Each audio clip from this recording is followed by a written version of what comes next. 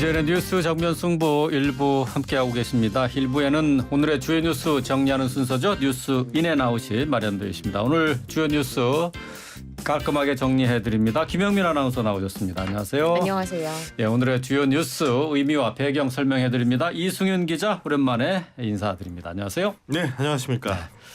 자, 이태원 참사와 관련해서 이상민 행안부 장관의 해임 건의안 어제 일요일이었는데 국회에서 통과가 됐죠? 그렇습니다. 국회가 어제 오전에 본회의 열고 재석 의원 183명 중에 찬성 182명, 무효 1명으로 이상민 장관에 대한 해임 건의안 의결했습니다. 국민의힘 의원들은 이 장관에 대한 해임 건의안 반대하면서 표결 전에 집단 퇴장했고요. 결국 민주당 등 야당 인사들만 표결에 참여한 겁니다. 역대 8번째 국무위원 해임 건의안 통과이자 윤석열 정부 들어서는 박진 외교부 장관에 이어서 2번째 국무위원 해임 건의안이 가결된 겁니다. 네. 해임 건의안이 이제 국회 통과한 이후에 이상민 행정안전부 장관 오늘 출근길에 특별히 드릴 말씀이 없다 이렇게 입장을 밝혔는데요. 이상민 장관의 반응 어떻게 받아들여야 할지 뉴스인 해주세요. 일단 특별히 드릴 말씀이 없을 수밖에 없는 상황이 아닌가 싶습니다. 왜냐하면 본인의 거취에 대해서 일단 불가하다, 부당하다라고 얘기하는 건 사실 적절하지 않은 거고요. 일단 국무위원으로서는 일단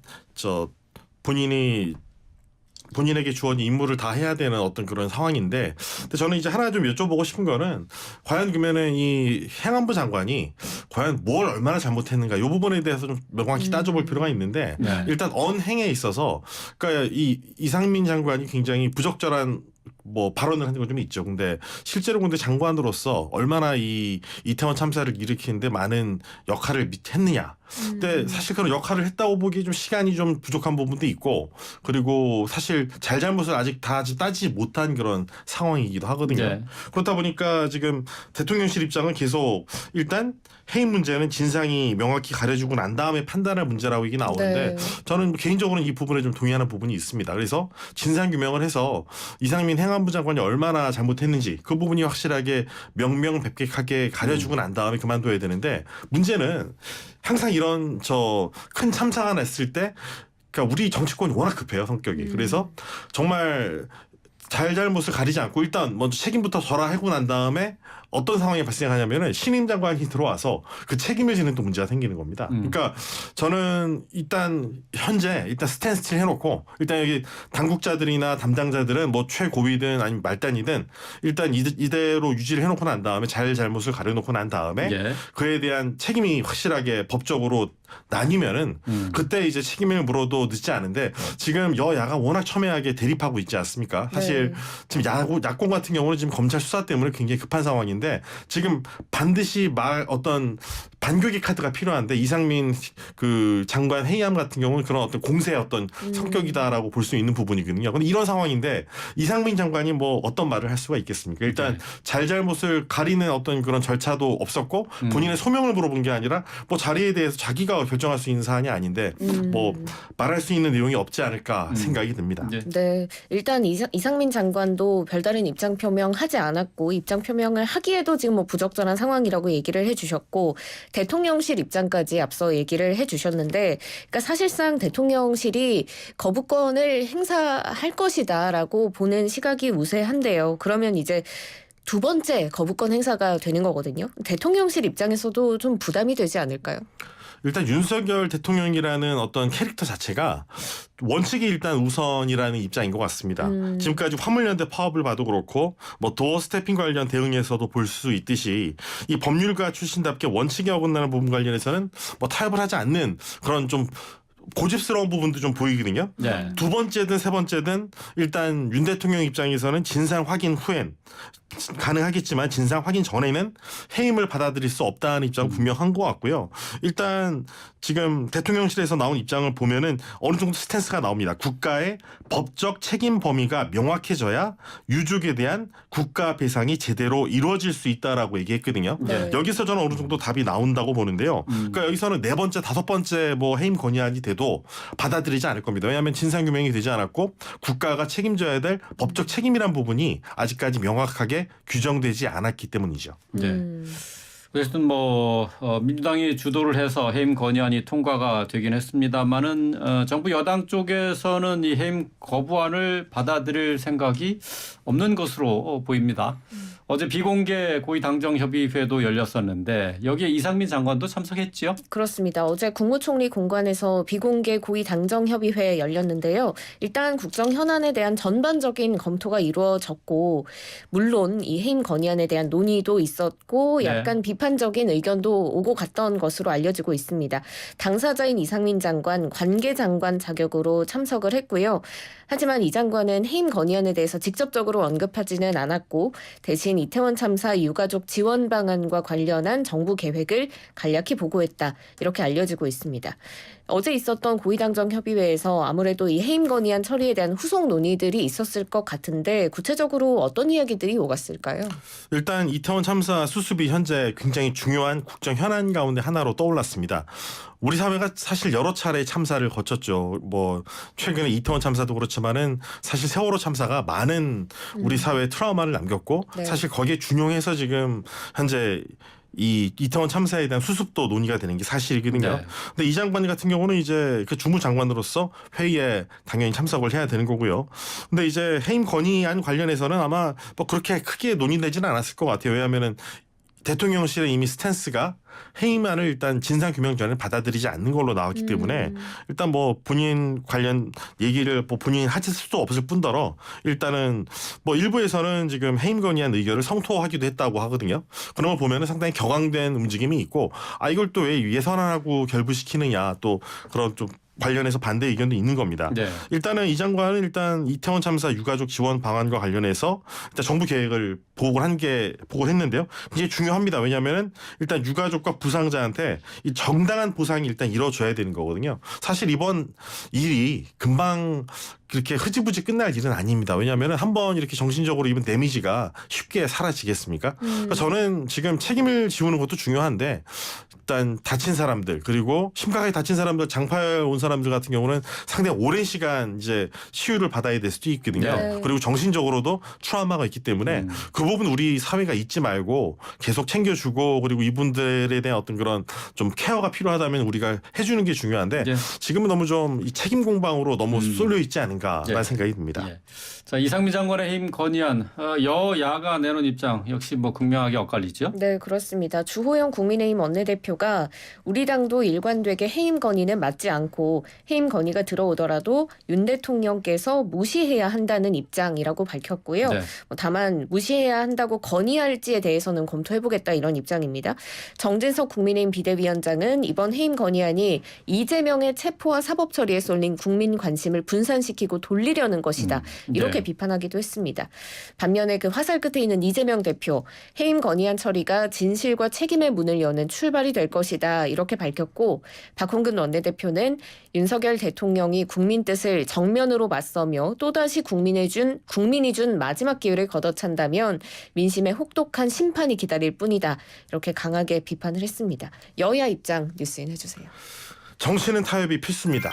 근데 여야가 현재 강대강 대치 국면으로 가면서 전혀 양보를 할 수 없는 그런 상황이 돼버렸거든요. 근데 저는 기본적으로 지금 예산안이 있습니다. 예산안은 정말 수백조 원의 우리 국민들이 피땀이 모인 결실인데 이걸 내년에 어떤 식으로 우리가 배분할지가 굉장히 중요한 거거든요. 네. 저는 경제 사안은 절대로 정치적인 잣대로 들이대면 안 된다 생각하는데 자칫 이제 이번 이 강대강 국면으로 가면서 뭐 레고랜드나 탈원전 보십시오. 사실 이 경제 사안이 정치적으로 재단되면서 얼마나 쓸데없는 그 경제적인 손실을 불러왔습니까? 그래서 저는 일단 타협이 필수지만은 타협이 불가능한 부분은 뭐 어쨌든 법대로 원칙대로 가는 게 맞다고 보고 일단 현재로서는 여야가 좀 이 해임 건의안 관련해서 진상규명이 일단 먼저란 부분에 대해서는 저는 좀 생각을 해야 되지 않나. 그리고 물론 이제 이재명 대표의 어떤 그런 검찰의 어떤 그 수사와 관련해서 굉장히 급한 입장이긴 하겠습니다만 일단 야당으로서 확실하게 이 예산안 관련해서 내년에 어떤 식으로 국정 운영할지에 대해서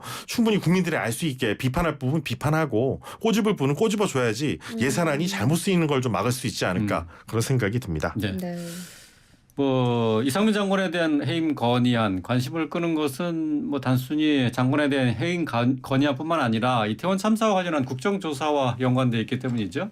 네, 그렇습니다. 일단 이 장관에 대한 해임 건의안 가결 직후에 국민의힘 이태원 국정조사 특위위원들이 전원 사퇴 의사를 네. 표명했다 이렇게 주호영 원내대표가 밝혔는데 일단 사표 수리 여부는 예산안 통과 상황 봐가면서 결정하겠다 이런 입장입니다. 다만 이제 국정조사 진행 자체를 거부할지에 대해서는 아직 명확하지 않은 상태인데요. 민주당은 국민의힘에서 국정조사 보이콧 하더라도 내년도 예산안 통과 이후부터는 예정대로 국정조사 진행하겠다라는 입장입니다. 일단 유가족들 입장도 굉장히 중요할 것 같은데 유가족들은 국정조사 통해서 철저한 진상규명하고 이상민 장관에 대한 파면까지 촉구하고 있는 상황인데 여야가 같이 순조롭게 이태원 참사 국정조사를 진행할 수 있을까요? 저는 어느 정도 민주당 입장에서 좀 스탠스를 준 것 같습니다. 일단 국민의힘에서 국정조사 보이콧하면은 예산안 통과 이후부터 예정대로 국정조사 하겠다는 거거든요. 그럼 그럴 힘이 있으면 하면 되는 겁니다. 저는 그러니까 국정조사나 뭐 진상규명 관련해서는 얼마든지 해도 괜찮다고 생각을 해요. 근데 이제 그게 쓸데없이 이제 예산안에 힘을 빼기나 네. 아니면 우리 중요한 결정을 내려야 되는 시점에 뭐 물타기라든지 뭐 검찰 수사도 굉장히 중요한 사실 뭐 사안 아니겠습니까? 그러니까 그런 부분에 물타기가 되지만 않으면 저는 충분히 진상규명이나 조사는 더 많이 자세하게 이루어져서 뭐 잘잘못을 가리는 어떤 그런 노력이 많이 이어지는 게 필요하다고 생각합니다. 다만 파면을 뭐 너무 앞에 내세우는 것 그것은 진상규명을 일단 먼저 해야 된다는 어떤 그런 어떤 원칙론에서 어긋난 부분이 있거든요. 그러니까 저는 아무리 급하더라도 아무리 화가 나더라도 일단은 좀 진상규명을 해서 누가 얼마나 잘못했는지를 우리가 좀 명명백백하게 밝히고 좀 시스템에 맞춰서 그래서 처벌할 사람 처벌하고 그다음에 이제 이런 재발을 막기 위해서 어떤 우리가 체계를 마련할 것인가 이 부분을 이번엔 좀 침착하게 좀 생각을 해봤으면 좋겠다는 개인적인 생각입니다. 네. 뭐 지금 이런 가운데 장제원 의원이 입장을 내서 또 이게 또 화제가 되고 있습니다. 국정조사 관련해서 국정조사가 애초에 합의해줘서는 안 될 사안이었다. 이렇게 작심 발언을 한 건데요. 지금 여기에 대해서 뭐 주호영 책임론, 주호영 원내대표를 겨냥했다. 이런 해석들이 나오고 있는데 장제원 의원이 대표적인 윤핵관으로 꼽히고 있지 않습니까? 장제원 의원이 다시 전면에서 이런 입장을 내세우고 있는데 어떤 의미가 있을까요? 일단 왜 이렇게 지금 국정조사 관련해서 논란이 있을까요? 일단 뭐 윤상현 의원도 한번 얘기를 한번 들어보죠. 뭐 이태원 참사에 대한 책임을 대통령한테 부담 지우려 한 것이다라는 거거든요. 사실 네. 아마 장제원 의원의 어떤 그런 그 합의를 국정조사를 해줘서는 안 되는 사안이었다라고 지적한 것도 아마 그와 괴를 같이 하는 걸 겁니다. 그러니까 국정조사를 받아들임으로써 야당이 좀 더 이제 입장을 더 낼 수 있게 여지를 열어줬다는 건데 네. 저는 기본적으로 정치는 타협이 필수라고 생각하고 주호영 사실 지금 주호영 의원 같은 경우는 상당히 좀 합리적인 편이고 원내대표 자체가 성격이 굉장히 일단 기본적으로 여야가 뭐 서로 양보하면서 일단은 어느 정도는 한 발 한 칙 나아가야 된다는 입장이거든요.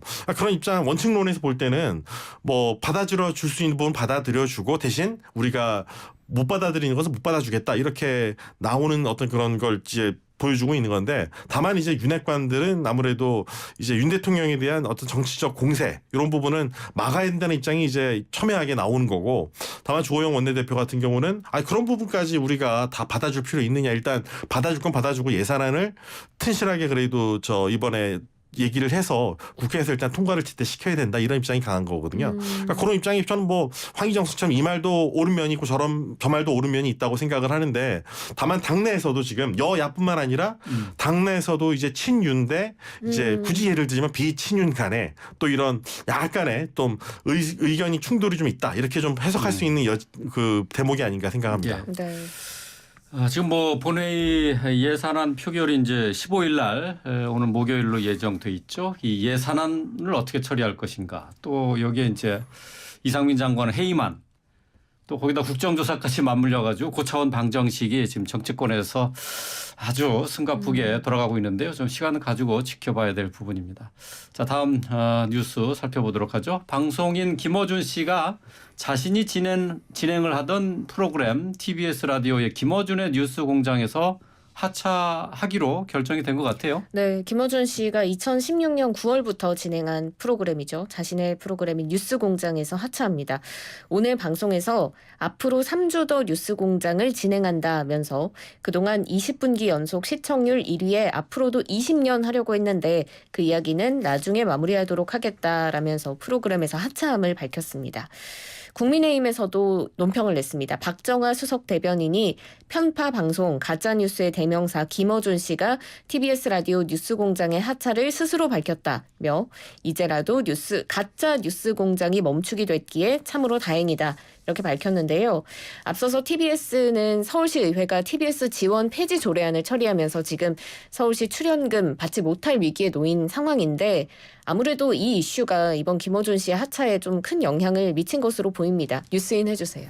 네, 일단 서울시가 2024년 1월 1일부터 이 TBS 전체 예산의 70%에 달하는 이 서울시 출연금 지원을 폐지하는 노량의 이 폐지 조례를 지난 2일 공표를 했는데 네. 일단 저는 기본적으로 이 서울 시민들 전체가 과연 그러면 이 뉴스 공장을 원했는가 이 부분을 좀 생각할 필요가 있다고 생각합니다. 네. 물론 뭐 시청률 1위라고 모든 게 정당화되는 건 아니죠.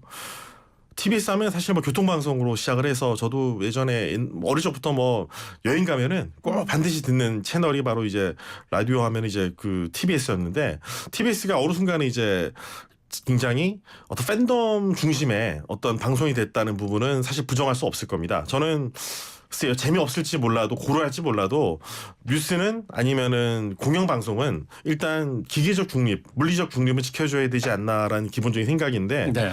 물론 좋아하는 분들의 열화와 같은 성원에 힘입어서 지금까지 김어준 씨가 TBS를 통해서 많은 이야기를 펼쳐냈고 그걸 즐겁게 해준 사람도 있을 겁니다. 하지만 굉장히 불쾌했던 사람도 있을 거거든요. TBS 솔직히 요즘에 저 버스 들어보면 버스 옛날에 다 틀어놨는데 요즘에 많이 안 튼 경우도 있거든요. 보면은 그 불편한 분들 분명히 계신다는 의미거든요. 그러니까 서울 시민들 전체에게 얼마나 이게 전체 공익에 도움이 되는가 이 부분을 분명히 우리가 되짚어 볼 필요가 있고 저는 이번 TBS 사태를 계기로 해서 좀 어떤 정파가 정권을 잡더라도 한쪽에 치우치게 방송하는 이런 잘못된 관행은 좀 바로 잡았으면 좋겠습니다. 그러니까 뭐 TBS가 잘못했다고 저는 직접적으로 얘기 드리는 건 아닙니다만 어떤 경우에라도 이 공정성을 침해하는 그리고 한쪽의 정파에만 너무 대놓고 치우치는 이런 잘못된 관행을 좀 바로 잡아야 되지 않나 생각을 해요. 왜냐하면 서울 시민 전체가 듣는 이 공중파라는 것은 우리가 뭐 신방과 옛날 기본 수업 때 나오지만은 이게 사유망이 아니거든요. 그러니까 우리가 모두가 공유하는 전파, 공유하는 그런 자산인데 그 자산을 특정 정파에게만 유리한 쪽으로 밀어붙인다면은 그걸 우리가 공유 재산이 제대로 쓰였다고 얘기할 수 있겠습니까? 그 부분에 대해서 우리가 좀 체계를 갖추고 다시는 이런 일이 좀 반복되지 않도록 논란이 반복되지 않도록 좀 잘 그 시스템을 좀 마련했으면 하는 바람입니다. 예. 뭐 김어준 씨의 뉴스공장 뭐 호불호가 아주 극명하게 갈리는 프로그램이죠. 편파성 논란도 여러 차례 있었고요. 자 어쨌든 뭐 이달 말까지 방송을 하겠다고 했는데 지금 우리 정치 상황을 그대로 반영하는 게 아닌가 싶습니다. 정치가 양극단으로 향하면서 방송 프로그램도 그런 보조를 맞추는 게 아닌가 하는 좀 씁쓸함이 좀 있습니다. 앞으로 TBS 어떤 모습으로 바뀌게 될지 지켜보도록 하죠. 자, 다음 뉴스는 이수경 기자가 취재해온 소식 살펴보도록 하죠. 네, 일단 이수경 기자께서 직접 오늘 취재해 오신 소식인데 FTA가 체결된 미국 시장에서 관세가 붙지 않는다는 점을 악용해서 인도산 금 액세서리들을 한국산으로 속여판 일당이 붙잡혔다고 하는데 이게 소위 이제 라벨 가리를 한 건데 구체적으로 어떻게 한 건가요? 김 아나운서 좋아하는 그 명품 브랜드 있으세요? 저는 명품을 살 만큼의 수입을 거두지 못하고 있어서 네. 여기에 대해서는 아무 언급도 하지 알겠습니다. 않겠습니다. 그리고 보통 아주 소박하시기 때문에 제가 그냥 보통 여성들이 이제 샤넬, 그렇죠. 루이비통 좋아하죠. 근데 그 샤넬, 루이비통을 이렇게 금품으로 이렇게 만들어가지고 살짝 끝에 다르게 만들긴 했는데 상표권을 거의 명백하게 침해한 그런 이제 소위 금붙이가 짝퉁이라고 그렇죠. 하죠. 짝퉁인데 끝에 이제 뭐 동물 사자 모양이 그려져 있다는 이런 식으로 해서 샤넬 모양을 본뜨거나 거나 루이비통 모양을 본떠가지고 이게 인도산인데 인도산이 사실 싸구려 이미지가 좀 있어서 잘 안 팔리거든요. 미국 시장에서. 그러니까 이제 메이드 인 코리아로 이제 말 그대로 아무것도 안 하고 그냥 라벨 가리만 한 겁니다. 메이드 인 코리아라고. 그렇게 해서 얼마를 챙겼느냐? 10%를 챙겼대요. 그러니까 그냥 메이드 인 코리아가 됐다는 이유만으로 미국 시장에 10% 더 가격을 붙여서 팔았는데 어쨌든 그게 2021년 2010년 잘 팔렸다는 겁니다. 그래서 이런 식으로 이제 문제가 생길 수 있었던 이유는 인도에서 미국으로 바로 수출하려면 5.5%의 관세가 붙습니다. 네. 그러니까 굉장히 인도가 FTA, 이 자유무역에 대해서 굉장히 좀 저항적인 편이거든요. 근데 우리나라랑은 좀 낮은 수위의 이제 자유무역 세파라고 하는데 그게 이루어져 있다 보니까 인도와 한국 간에 일단 관세가 0%예요. 그리고 네. 한미 간에는 정말 많은 진통 끝에 우리가 0% 관세가 또 매겨지는 이 한미 FTA가 통과가 됐습니다. 그래서 한국산이라는 이유만으로 일단 기본적으로 5.5%의 관세를 일단 안 내도 되는 데다가 거기다가 세금이 이제 없네요, 그러니까. 한국산이라는 프리미엄이 붙으면서 그게 4.5% 정도 또의 이익을 또 발휘한 셈이죠. 그러니까 결국 이제 10% 높은 가격을 받을 수 있게 그렇게 미국에 이제 수출이 돼서 그게 잘 팔렸는데 이제 문제는 주한 미국 대사관에서 이거 문제 좀 있다. 이거 자꾸 상표권 위반하는 그 메이드 인 인디아 산이 한국산으로 둔갑해서 지금 자꾸 미국으로 건너오니까 막아달라고 이제 서울 본부세관에다가 이제 요청을 했거든요. 수사를. 예. 그래서 이제 우리 그 서울 본부 세관에서 이번에 압수수색을 해보니까 이런 식으로 이제 라벨 가리만 한 게 지금 미국이 잘 팔려나가고 있다는데 문제는 계속 늘고 있다는 점입니다. 그러니까 지난해랑 비교를 해보면은 일단 건수로만 비교해도 17%고 액수로 비교하면 88% 정도 늘었습니다. 이게 왜 엄청 그러냐? 많이 늘었네요. 사실 BTS랑도 연관이 있는데, 그러니까 BTS나 저도 많이 제가 옛날 박사 공부할 때 이제 미국인 친구들이 저한테 연락 많이 해와요. K 드라마 너무 재밌다고. 그래서 너 누구랑 아냐 그래서 나 정말 모르는데. 하여튼 어쨌든 고마워. 한국 드라마를 좋아해서 고마워라고 얘기하는데 그럴 정도로 한국 요즘 문화 컬처 상품들이 이게 귀금속이 됐든 아니면 음식이 됐든 요즘에 좀 프리미엄이 붙어서 잘 팔리는 게 분명한 사실입니다. 그러니까 이런 걸 노려서 이제 한국산 짝퉁도 인기다는 얘기네요. 그렇습니다. 메이드 인 코리아 하면 뭔가 좀 힙해 보인다 그런다 그러더라고요. 그래서 이제 한국 사람은 또 품질이 좋으니까 그런 부분에 대한 어떤 신뢰도도 더해지면서 이렇게 된 거거든요. 근데 제가 시간이 없는 것 같아서 좀 말씀드리면은 대외무역법에서 이런 식으로 라벨 가리하면은 얼마나 큰 그 벌을 받아야 되냐면 5년 이하의 징역이나 1억 원 이하의 벌금 받아야 되고요. 상표권 함부로 도용하면은 7년 이하의 징역, 1억 원 이하의 벌금을 받습니다. 그러니까 이거 분명히 중대한 범죄라는 걸 좀 아시고 이런 특히 이제 메이드 인 코리아를 우리가 스스로 속여서 이렇게 공범이 2명이 있었거든요. 한국인 공범이 인도의 이 무역업자를 도와서 사실은 국내 법인을 설립하고 미국으로 수출했는데 이런 식으로 우리가 라벨 가리 하는 것 자체가 우리 스스로 메이드 인 코리아의 이름을 깎아먹는 일이라는 것도 좀 그렇죠. 명심하고 좀 재발 방지가 확실히 이루어졌으면 하는 바람입니다. 상표 도용에 따른 그 처벌 규정을 말씀을 해주셨는데 7년 이하 징역에 1억 원 이하 벌금이요? 이 정도면은 글쎄 생각보다 그렇게 많은 것 같지는 않네요. 지금 그렇죠. 예. 10% 정도 수익을 걷어낸다면은 물론 거래 금액이 얼마냐에 따라서 이 불법 업자들이 얼만큼 수익을 거둘지는 모르겠습니다만 1억 원 이하 그렇게 많은 보이진 않네요. 그래서 사실 단서 조항이 하나 또 있는데요. 이 상표법에 보면은 고의적으로 상표권을 위반한 경우는 또 3억 원에 이 3억 원 이하의 벌금 매길 수 있다 해서 약간 좀 이 벌금을 좀 수준을 높인 게 있습니다. 그러니까 고의적으로 이제 이걸 일부러 상표권을 무시했다. 이런 경우 사실 해당되겠죠. 네. 그런 경우 3억 원 이하의 벌금이 해당된다고 보시면 되겠습니다. 예, 알겠습니다. 오늘 두 분의 주요 뉴스 정리 여기까지 듣도록 하겠습니다. 김영민 아나운서, 이승윤 기자 함께했습니다. 고맙습니다. 고맙습니다. 네, 감사합니다.